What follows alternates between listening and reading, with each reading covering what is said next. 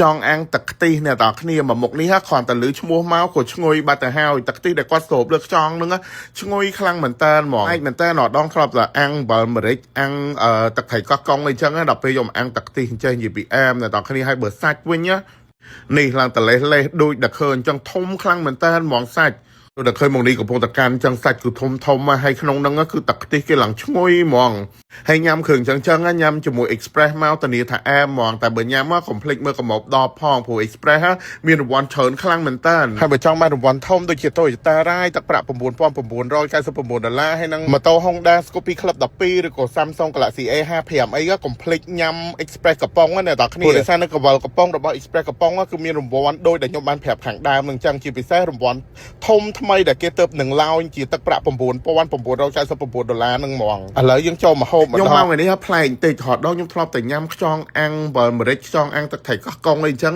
ដល់ពេលនេះលើកទី1ញ៉ាំខ្យងអាំងខ្ទិះដែលអានេះខ្យងអាំងខ្ទិះគាត់យកទឹកខ្ទិះដែលគាត់លាយគ្រឿងជាមួយស្លឹកខ្ទឹមមួយអីហ្នឹងមកដាក់ចូលក្នុងខ្យងបែបនេះដើម្បីដាក់អាំងឲ្យវាឈ្ងុយសាច់ខ្យងនៅខាងក្នុងហ្នឹងហើយនិយាយមែនអ្នកនរគ្នាគឺឈ្ងុយរបស់គេមែនមិនទាន់អាំងឆ្អិនទេណាតែក្លិនឈ្ងុយហ្នឹងភាយចូលពេញច្រមុះអត់មានតែម្ដងទឹកខ្ទិះនេះគឺគាត់ប្រើទឹកខ្ទិះដូងសុទ្ធសាធធម្មជាតិសុទ្ធសាធមកអ្នកនរគ្នាហើយគាត់យកមកវាយគ្រឿងបញ្ចូលបន្ថែមទៀតដើម្បីដាក់ឲ្យខ្យងហ្នឹងគឺកាន់តែមានជាតិកាន់តែឆ្ងាញ់អញ្ចឹងណាសឹងតែថាយកទៅដល់អាទឹកនៅក្នុងហ្នឹងគឺហត់អស់ហ្មងអត់មានឲ្យសល់ទឹកសល់អីទេញ៉ាំសាច់ឲ្យហត់ទឹកទៀតយីមែនហើយពួកខ្ញុំឲ្យតែញ៉ាំគ្រឿងចឹងគឺអត់ដែរចោល Express ទេត្រូវតែមាន Express យកមកតាមហ្មងយីមែនញ៉ាំឆ្ងាញ់ហើយបានរង្វាន់ទៀតក្លិនវិញឡើងឈ្ងុយខ្លាំងមែនតើហ្មងរបៀបគេឈ្ងុយ strawberry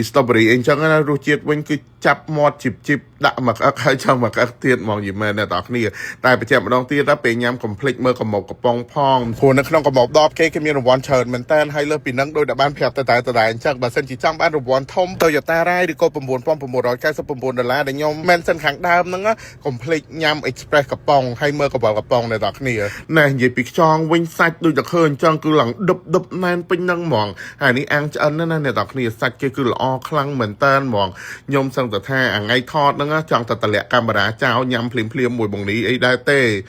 ទឹកជ្រលក់វិញនិយាយពីចាប់ជាតិគ្នាមួយខ្យងធ្វើឲ្យខ្ញុំដែលកំពុងតែ voice over នេះសឹងតែថា